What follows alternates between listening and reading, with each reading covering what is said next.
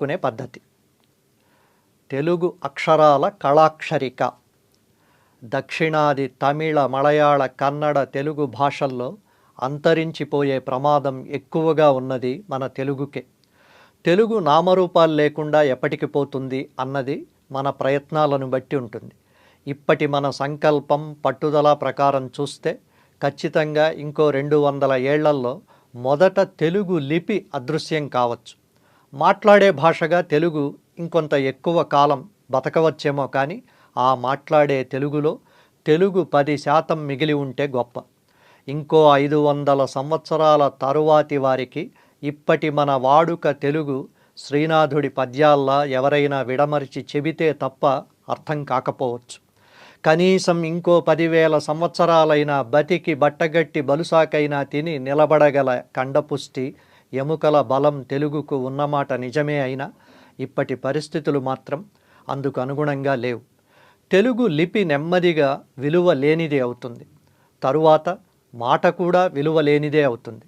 ఖచ్చితంగా ఇదంతా ఎప్పటికి జరుగుతుంది అని తేల్చడం ఈ ఎపిసోడ్ ఉద్దేశం కాదు. మహా అయితే ఇంగ్లీషు రాని తెలుగువారు మాత్రమే తెలుగు మాట్లాడుతూ ఉంటారు. భవిష్యత్తులో తెలుగు మాట్లాడేవారిని అనాగరికులుగా చూడరని భరోసా అయితే ఏమీ లేదు. ఇంతకంటే లోతుగా భాష కనుమరుగయ్యే ప్రమాదం గురించి మాట్లాడి ప్రయోజనం లేదు. మన పొరుగున కర్ణాటక సముద్ర తీరం మంగళూరు, ఉడిపి ప్రాంతాల్లో తుళు మాట్లాడతారు.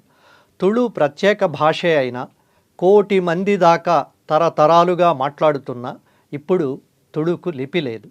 కన్నడ లిపిలోనే తుళు భాషను రాయాలి. నిజానికి 600 సంవత్సరాల క్రితం వరకు తుళు భాషకు ప్రత్యేకమైన లిపి ఉండేది. అనేక కారణాల వల్ల ఆ లిపి అంతరించిపోయింది. కృష్ణదేవరాయల మాతృభాష తుళు. తుళు తన సొంత లిపిని మరిచిపోయి కన్నడ లిపిలోకి కుచించుకుపోయినట్లు మన తెలుగు లిపి కూడా ఇంగ్లీషులోకి కుచించుకుపోయి సొంత లిపిని పూర్తిగా మరచిపోయే రోజులు ఎంతో దూరంలో లేవు. ఒక లిపి ఏర్పడడానికి 1000 ఏళ్ల సమయం పడుతుంది. మొనదేలిన రాయి ప్రవాహంలో ఒరుసుకుని నున్నగా గుండ్రంగా తయారైనట్లు తెలుగు లిపి కూడా గుండ్రంగా అందంగా ఏర్పడింది. నవ్వుతున్నట్లు ఆ అక్షరం ఎంత అందంగా ఉంటుంది. పురివిప్పిన నెమలిలా ఖా ఉంటుంది.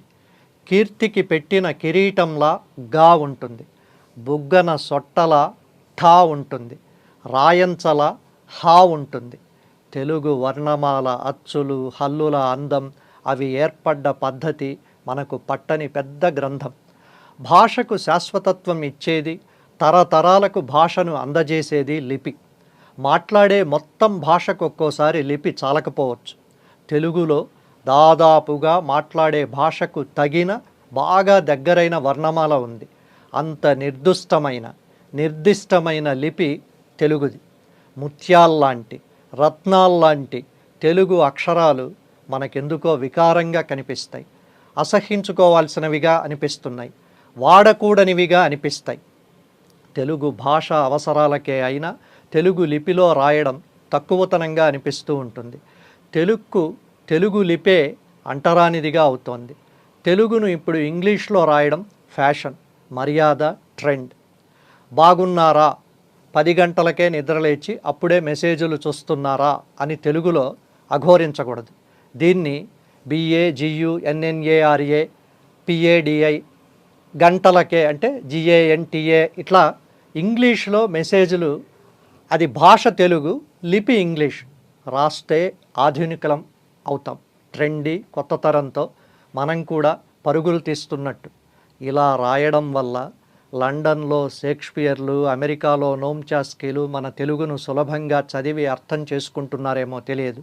తెలుగు లిపిని మాత్రం ఘోరంగా అవమానిస్తున్నారు. లిపిని రద్దు చేస్తూ దుర్మార్గమైన పాపం మూటగట్టుకుంటున్నారు. మన నిలువెత్తు సంతకాన్ని మనది కాకుండా చేస్తున్నారు. పలికే మాటను సంకేతించే అక్షరం పుట్టడానికి కొన్ని యుగాల సమయం పట్టింది. దాన్ని చెరిపేయడానికి 10 ఏళ్ల సమయం సరిపోతుంది. ప్రత్యేకించి సినిమా పాటల లిరికల్ రిలీజులన్నీ ఇలా ఇంగ్లీష్ లిపిలోనే జరగాలని తెలుగు సినీ పరిశ్రమ రాసుకున్న రాజ్యాంగం. కోల్డ్ బ్లడెడ్ మర్డర్ అని ఇంగ్లీష్లో ఒక మాట ఉంది. రెండో కంటికి తెలియకుండా తడి గుడ్డతో గొంతు కోయడం, చుక్క రక్తం చిందకుండా గుండె కోయడం. అలా మనం తెలుగు లిపిని నిశ్శబ్దంగా హత్య చేస్తున్నాం. ఇన్నాళ్ళు ఈ లిపి హత్యా నేరంలో తెలుగు సినీ పరిశ్రమ ఒకటే ఉండేది. ఇప్పుడు కార్పొరేట్ కంపెనీల ప్రకటనలు కూడా తోడయ్యాయి. ది బిగ్ బాస్కెట్ ప్రామిస్, ప్రతిరోజు, అంటే ఇది తెలుగులో ఉండదు, PRATIROJU, తక్కువ TAKUKKUVA, ధరలకు DHARALAKU లాంటివి ప్రతిరోజు లెక్కలేనన్ని ప్రకటనలు. ప్రతిరోజు తక్కువ ధరలకు అని తెలుగు లిపిలో రాస్తే జైల్లో పెడతారని భయపడి ఇంగ్లీష్లో రాసినట్లున్నారు. ఇలా రాయడం వల్ల ఒకే సమయంలో నిరక్షర కుక్షులమైన మనకు 2 భాషలు నేర్పుతున్నామని వారు అనుకుంటూ ఉంటే వారి పాద ధూళి కోసం మనం ప్రయత్నించాల్సిందే. మనకు మనమే చెరిపేసుకుంటున్న చరిత్ర మనది. మనకు మనమే అక్షరాన్ని బూడిద చేసుకుంటున్న పాపం మనది. మనకు మనమే నిరక్షరులుగా మిగిలే దైన్యం మనది. తెలుగు అక్షరం గుక్కపట్టి ఏడుస్తున్నా వినిపించుకొని పుట్టు చెవుడు మనది. తెలుగు అక్షరం గుండెలు బాదుకుంటున్నా చూడలేని పుట్టు వైకల్యం మనది. తెలుగు పట్టని వైక్లభ్యం మనది.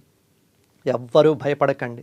తెలుగును నడి బజారులో పట్టపగలు అందరూ చూస్తుండగా ఖూనీ చేసిన ఎవరు కేసులు పెట్టరు, పెట్టినా నిలబడవు, నిలబడినా శిక్ష పడదు, పడినా అమలు కాదు. త్వరగా పిడికిలి బిగించి ఉరికిరండి. తలా ఒక పిడిబాకు చేతబట్టి ఉబికిరండి. తెలుగును కసి తీరా పొడిచి పొడిచి చంపేద్దాం. తెలుగును తెలుగు లిపిలో రాస్తే అమ్మ భాష, తెలుగును ఇంగ్లీషు లిపిలో రాస్తే AMMAMOGUDIBHASHA అమ్మ మొగుడి భాష. ఇంతటి నైరాశ్యం